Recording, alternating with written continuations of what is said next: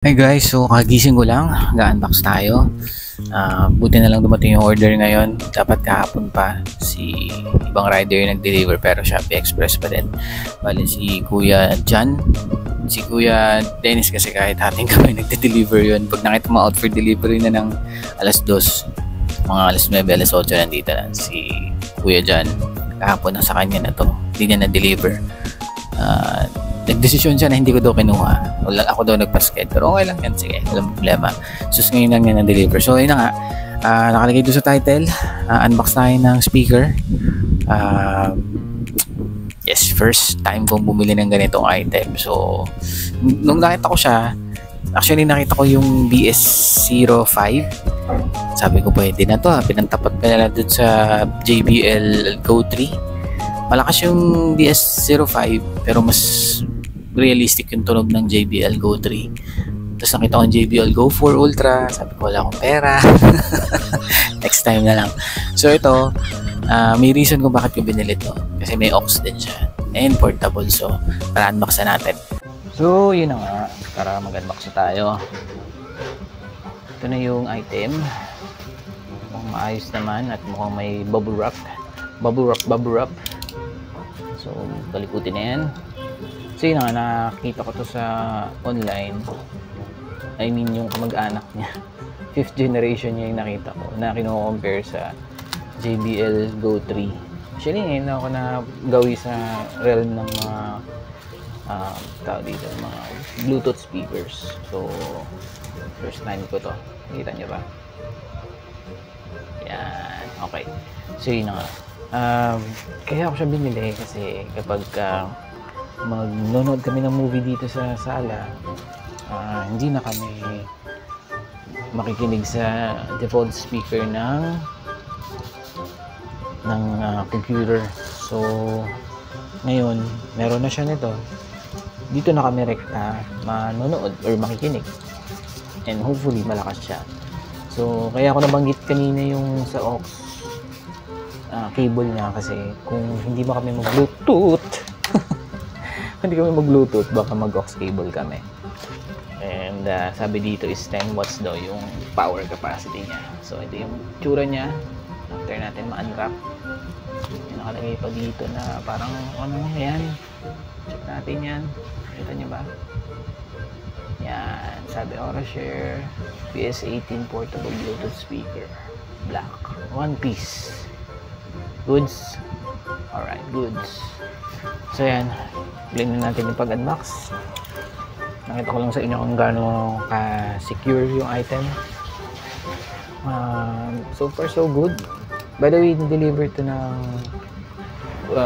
kung in-order ko siya ng isang araw, day after tomorrow na deliver na. So mabilis lang din. And syempre hindi ko makita yung blade ko doon. Yes! There you go. Okay. I-unwrap na natin. Alrighty. Kaya linisin ko lang ha. Okay, so ito yung itsura niya. Kita niyo naman. Ayan, sabi Bluetooth speaker. Aurashare. 10 watts TWS to wireless sound, 1200 mAh, 5.3. Yan, sige. Okay, sa likod sabi model DS 18, range is 10 meters, charging voltage niya is 5 volts, 3 to 4 hours charge time. Talk time, 3 to 5 hours din. Usage time is 3 to 4. Power supply 5 watts. Yun yung size niya, 370 grams. Sakto may weight niya. Yeah, sige, pwede na. Okay, so tara, buksan na natin. Alright. Okay, so ito yung laman. First stop. Okay, so simulan na natin dito sa ating instruction na manual. Alright, sabi dito 3 pages. please read, huwag disassemble, huwag daw i-drop, huwag din immerse sa tubig, huwag lagay ng moisture, excessive humidity,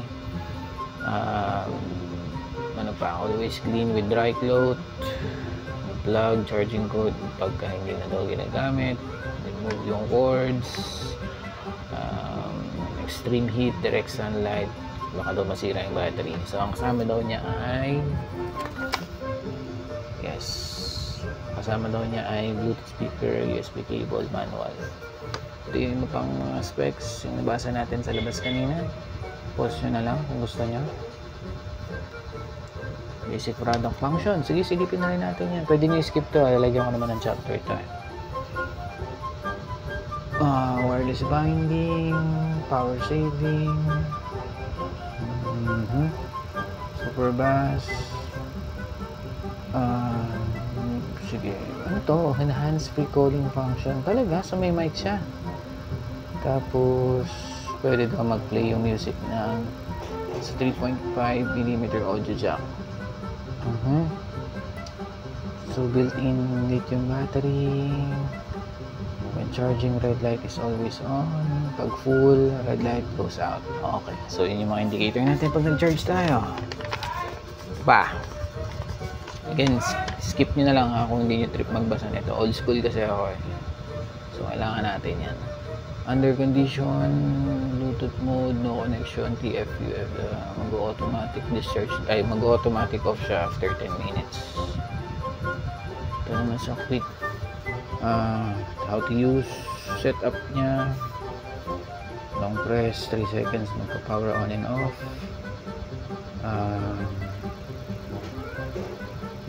mag-automatically shutdown nga within 10, tapos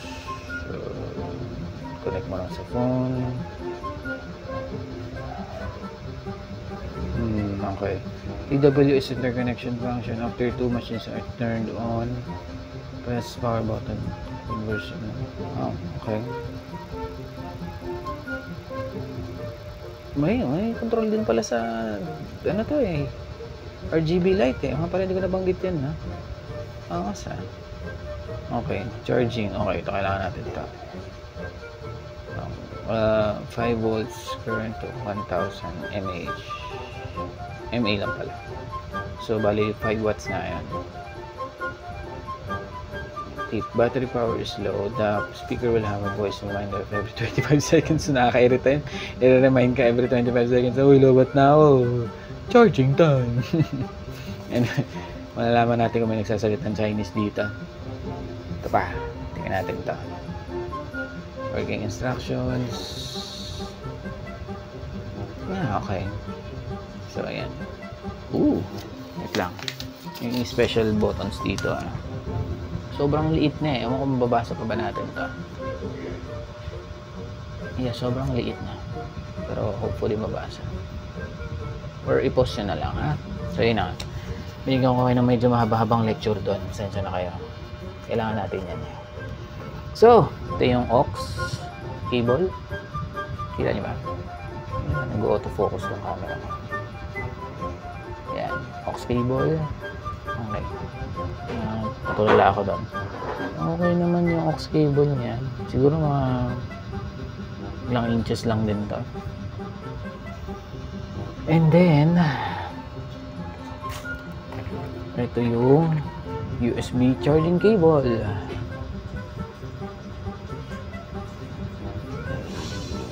Again, hindi naman mapag-focus. Ayun, USB charging cable type C. Diba? Yan, type C. Okay, goods. And may lanyard na kasama. Para pag namabas ka, bit-bit mo siya. Stig. Okay. Yes, the main item. May kabang sa senyora. Siguro sabi na naman niya, ano naman yung binili mo? Hindi tayo mayaman, bili ka ng bili. Ano yan? Ay, wow! Wow! Ang ganda! Ang bigat. Sakto yung timbang niya. Wow! Solid! Gusto ko nang lumabas agad para matry ito. So, ito yung RGB lights niya. Yan, yung side na yan. And then, less speaker. ASMR. Yung power button niya ito. Siguro ito yung mic. Kasi sabi niya may built-in mic eh. Plus minus sa volume play. Ito yung RGB control. And ito yung salpakan ng mga... Oh, wow. Ganda. Okay. So, yan. Kita niyo ba? Yan. So, ito yung lagayan ng charger, USB card, USB, and then yung aux. Tangin na angas. Gusto ko to. Sorry, napamura ako doon. Ganda lang kasi talaga. Okay, so ito yung lagayan ng lanyard. And then ito yung ilalim. So nakalagay dyan, same details. Made in China number 1, 1200 mAh. Base. Baka nandito yung ng base. And then dito yung treble and shit. Alright, so try natin. Linisin ko muna. Be right back. Hi guys, so nalinisan ko na siya. Tawa ako kasi sabi niya bawal daw basahin na alcohol. Or basahin sa tubig. Pero ginawa ko, kinuskus ko na lang yung alcohol sa kamay ko, tapos ako kinuskus yung kamay ko sa kanya. So para malinisan lang. So yeah, main freak talaga ako. So anyway, proceed tayo. Power on na natin to. Press and hold for 3 seconds daw.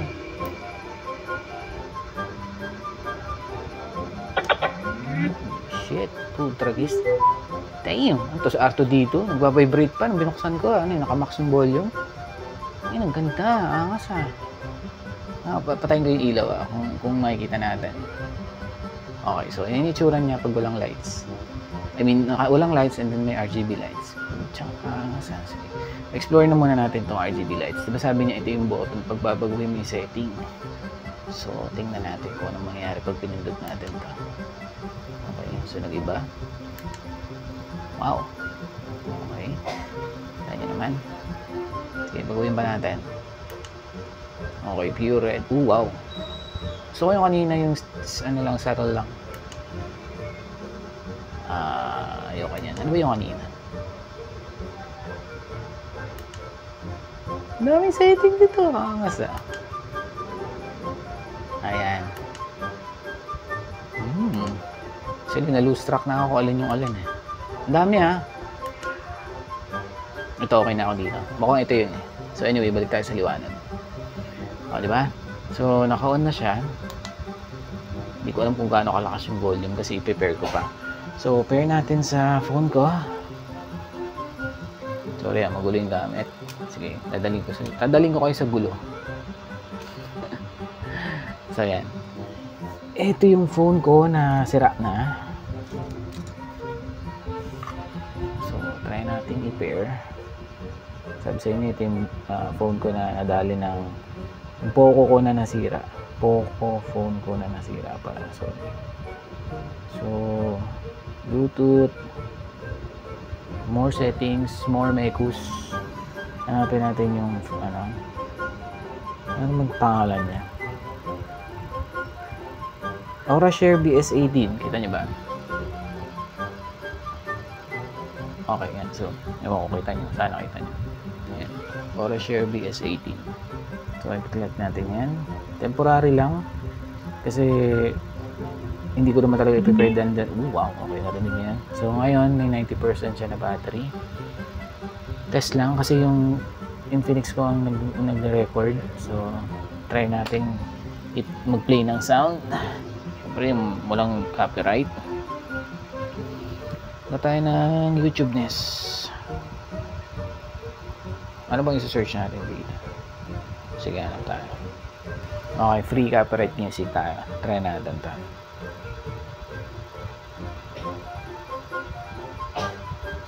Teka lang, baka sobrang lakas nito ay magulantang tayo. Lagyan natin sa 25%. And upbeat rock. Yung lang may kinig nito. What the? Commercial pa agad, di ba?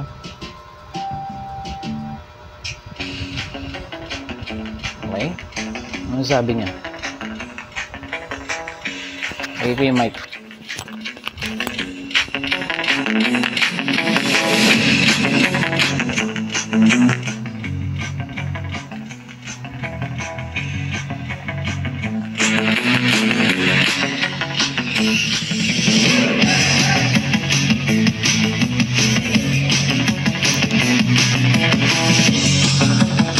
pinindot nyo yung volume, nagre-reflect yung volume dito sa screen. So volume ng phone yung binabago niya. Wala siyang sariling volume. Saw-saw talaga.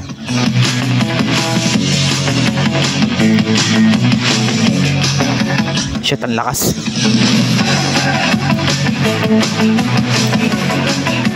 I-try natin yung pause and play function.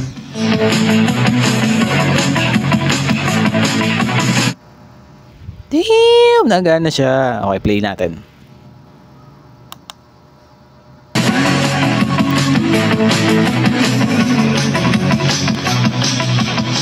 Kaya natin ibang music.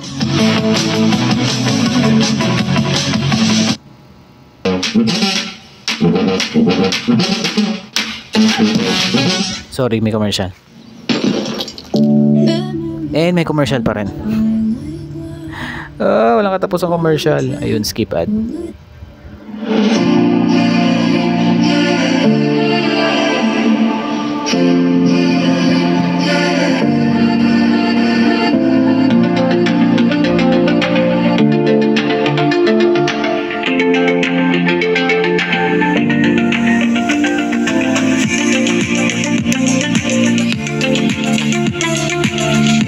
Ay, habang nagtatry tayo ng sounds, try ko mag-experiment sa Bluetooth kasi parang doon sa description niya nung binili ko to, parang may sinabi siya na kaya niyang sumabay yung RGB light sa mismong mga tugtugan. So try ko hanapin yun sa settings.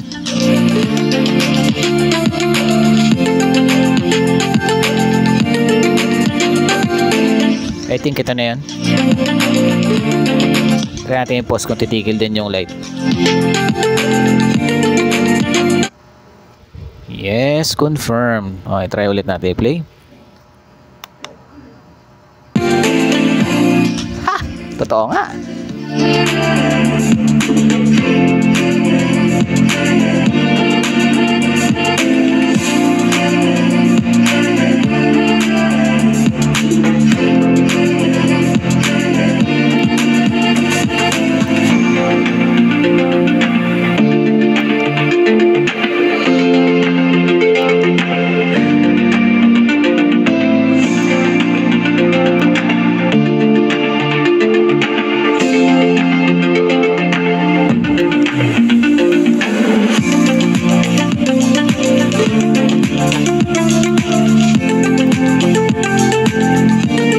So na-discover ko na meron siyang around 6 to 7 na presets ng Bluetooth light. So okay na rin.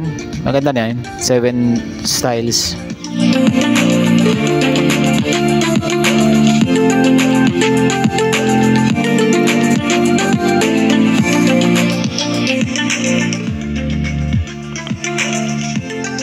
Ganda siya. Nagwa-vibrate siya kapag malakas yung sound. Pero hindi na masama. Natural yun. So tayo natin yung iba pa. Hindi nga pala nagana yung screen ng phone ko. My phone. Wow, seryoso. Taking antibiotics can reverse a flora gut restore, aids to enhance natural resistance to intestinal infections with its 4 skip. You know.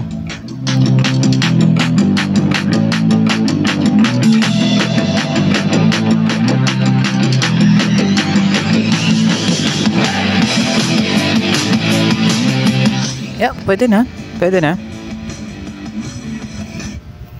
Ay, balik tayo sa main cam para makita nyo na yung mga recommendation ko at masasabi ko dito.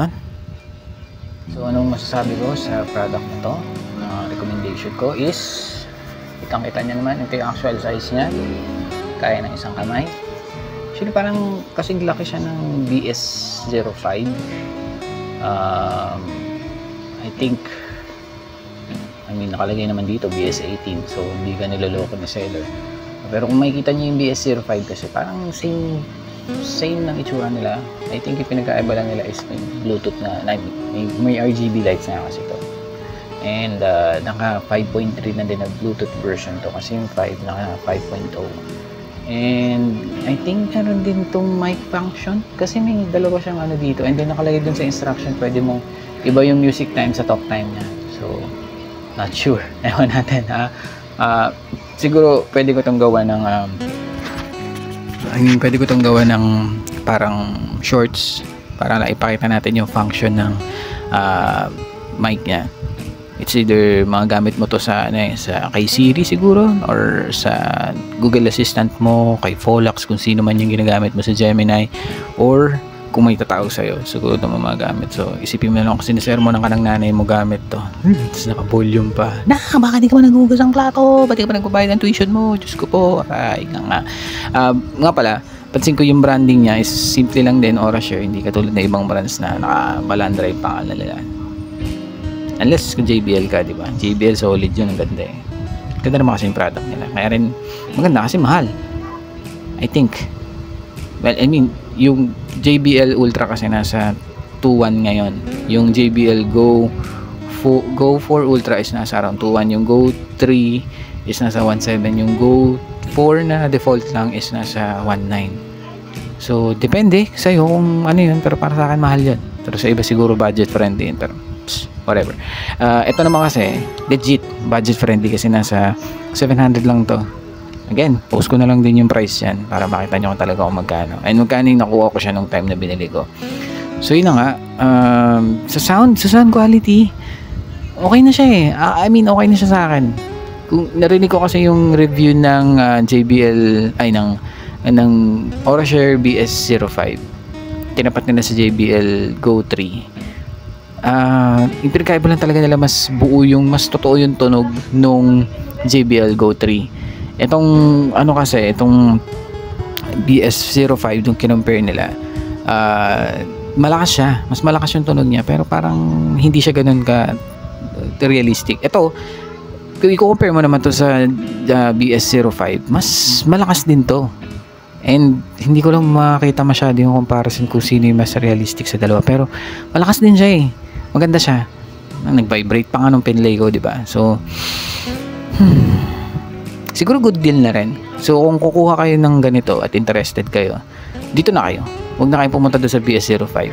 Doon na kayo sa upgraded. Okay na ako dito sa upgraded version. May RGB pa. Okay, pero kung naiirita tayo sa RGB, pwede nyo naman skip to. Yung wala na try kung pwede i-off to. Try natin yung press and hold. Oh my God, pwede! So, kung irritable ka sa RGB, and, so, wait, linisin natin yung statement natin. So, kanina sabi ko, kung ayaw mo ng RGB, punta ka sa BS5. Kasi, yung pala naman nakikita kong magandang items sa'yo. The rest, from 6 to, ano nga bang brand to? Anong version to? 6 to 17, hindi ko pa nakikita kung ano yung mga reviews nila. So, kung gusto mo yung sound ng BS05 and ng 18, pero kung ayaw mo ng RGB lights, so punta ka ng BS5. Since pwede mo i-off yung lights nito, and maganda naman yung sound since updated na to, kunin mo na to. Kasi one click lang, tapos pag ipa-press and hold mo, doon siya mamamatay. And then itong RGB na to is sumusunod doon sa tugtog. So, sobrang lala. Anyway, so yun na nga. Hindi ko pa pala nalagay yung lanyard kasi ang hirap niya ilagay kanina. Pero, tatry ko lagay ngayon or later. Masyad kahit hindi na eh. So, gamitin na naman yung lanyard kapag lalabas kayo para hindi mahulog sa kamay nyo. Kasi nga, sabi, hindi siya drop resistant. I'm not sure if may IPS rating din to. Pero, ang sabi lang naman nila is huwag gulublob sa tubig. Pero yung JBL kasi, yung Go 3 tsaka yung Go 4 parang may mga rating sila na pwede yung mahulog sa tubig, kuhanin within 25 minutes, walang problema. Ito siguro wisik-wisik lang, pero double check ko din.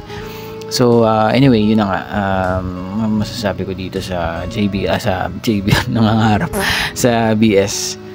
Light lang, 300 something grams, so wala pang kalahating kilo.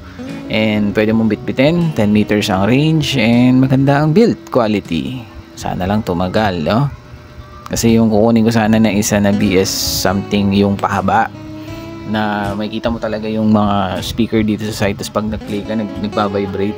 Mga majority ng mga nagko-comment doon or nagli-leave ng review sa Shopee, by the way sa Shopee ko kinuha to, is madaling nasira, parang 1 week lang, less than 1 month sira na, hindi na mapagana. Ito, observe natin kung gagana to at tatagal ng more than 30 days to 60 days. Anyway, ang paggagamitan naman namin ito is dalawa lang. Well, actually tatlo pala. Pag nagsasounds ako dito, pag saktong trip na mag-sounds, mga OPM, Dilaw, ni Maki, mga ganong kanta. Gamitin ko to. And then pangalawa, pagka manonood kami dun sa sala ng movie, siguro pangatlo, which is most likely yes, pangatlo. Pagka lumabas kami, naglakad-lakad sa park, and then gusto mo mag-sounds, this is the thing. Yeah, man. So yun na nga ang recommendation ko. Kung wala kayong pera, go for this one. Kung gusto niya ng mas mataas yung version, syempre ito na. Identical sila. I think identical sila ni BS05. Kaya ba lang may RGB light and may voice control or may function kasi may mic. And kung may pera ka naman, bakit hindi? Natirahin mo na yung JBL Go 4 Ultra kung may pera ka. Kung saktuhan lang, JBL Go 3. Pero kung naghahabol ka ng upgrade, JBL Go 4. Actually, yung tatlong yung tama ba? Googling. Basta yung tinititigan ko ng bonggang-bongga. So, ewan, siguro hindi na rin kasi meron unless masira to. Pero again, kaya ako gagamitin to kasi kaya ako din kinuha to bukod sa mura kasi may aux. So, kasi wala namang so since wala din naman kasing aux yung JBL, JBL Go 4, not sure kung meron, pero ito kasi meron and mahal din yun, so ito na ko. So manonood ka at makikinig, rekta na to doon. Pala hindi ko pala na-try na lagyan ng aux to tapos nakakonect sa phone. Sasama ko na lang din siguro sa shorts yun. Gagawa ko na lang ng shorts to. So dalawang shorts yung pwede nyo abangan dito pag ginamit sa voice command, sa mga voice assistant ng phone natin, and then sa aux pag nakikinig ka kung ano yung datingan. So yun na nga, go for this one if gusto nyo. Oras na ba? 5:16. Maganda siya, solid. Excited na kami manood ng movie sa weekends. Lakas-lakas na yung panonood namin. Nakangas nito. And so yun, nilagay ko yung mga details ni seller sa baba, mga ibang product details sa description. Magbasa kayo ng description, yung puro nood ha. Nakalagay doon yung description, yung link ni seller, kung magkano ko nakuha, and then yung mga ibang bagay doon. Ibang mga details pwede ko naman i-flash dito sa screen tulad ng price and kung gaano katagal na deliver. It's either one of those sites lalabasan dyan. And yan, kung nagustuhan nyo to and kung interesado kayo sa mga shorts na gagawin ko sa video to, pa-like, share, and subscribe na lang. Alam nyo na yan, lalabas tayo dyan. And again, salamat sa mga nag-subscribe. May nag-subscribe yata na 2-3. Guys, salamat. Road to 500. 500 lang, no? Iba naghahangad na ng million. Ako 500 pa lang. Sige, sa slow start pero steady growth. Okay lang tayo dyan.